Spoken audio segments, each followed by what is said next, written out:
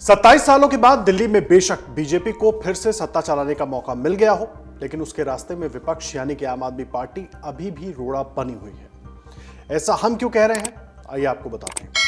देखिए, दिल्ली में इन दिनों सत्ता पक्ष और नेता विपक्ष के बीच लगातार रार जारी है।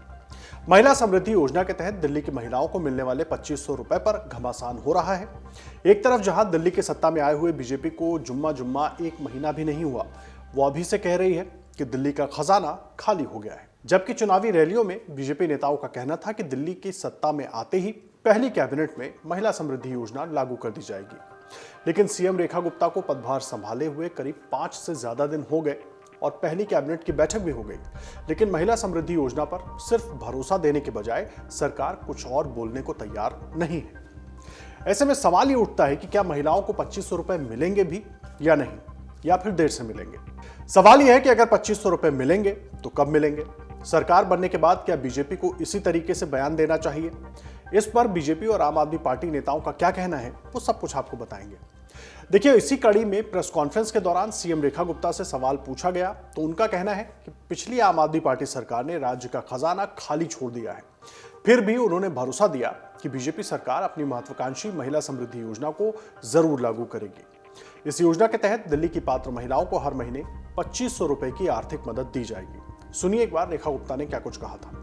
देखिए, कई फेजेस की बैठकें पिछले 4 दिन में हमने इस निमित्त लगातार कर रहे हैं।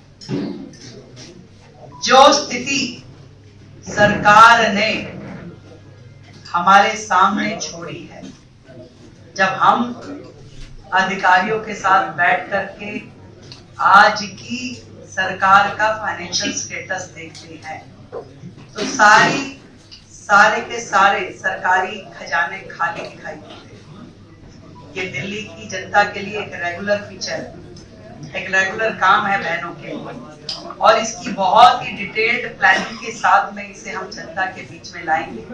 दूसरी तरफ आम आदमी पार्टी के नेता और दिल्ली के पूर्व मुख्यमंत्री आतिशी ने पलटवार करते हुए कहा कि उनकी सरकार ने बीजेपी को एक वित्तीय रूप से मजबूत दिल्ली सौंपी है और अब बीजेपी को अपने वादों पर खरा उतरना चाहिए, ना कि बहाने बनाने चाहिए। जरा सुनिए आतिशी ने पूरी बात क्या कही।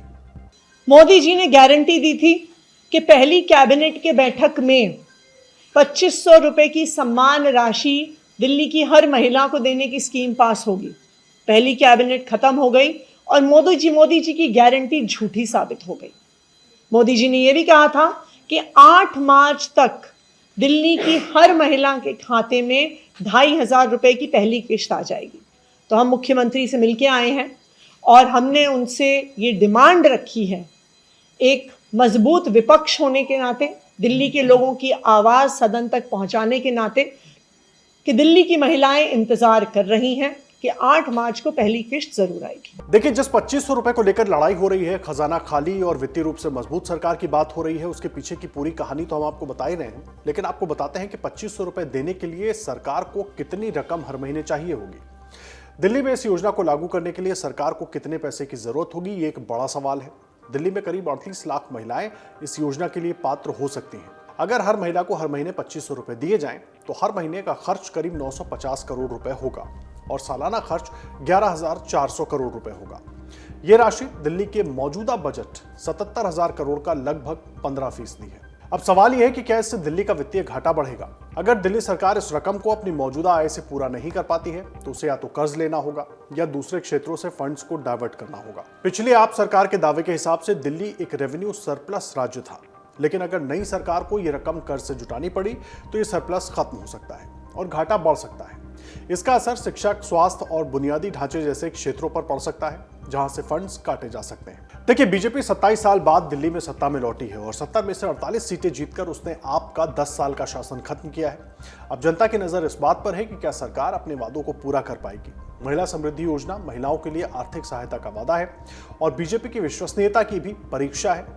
क्या ये योजना समय पर लागू होगी या वित्तीय चुनौतियां इसे रोक लेंगी, ये आने वाले दिनों में साफ होगा।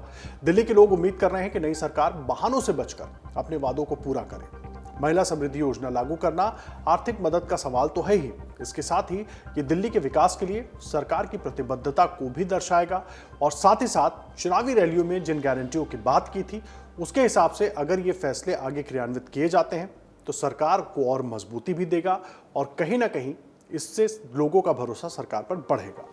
अगर आप ये वीडियो YouTube पर देख रहे हैं तो हमारे चैनल को सब्सक्राइब कर बेल आइकन दबाएं और Facebook पर देख रहे हैं तो हमारे पेज को लाइक करें। 8 मिलियन प्लस सब्सक्राइबर, आपके इस भरोसे के लिए बहुत धन्यवाद।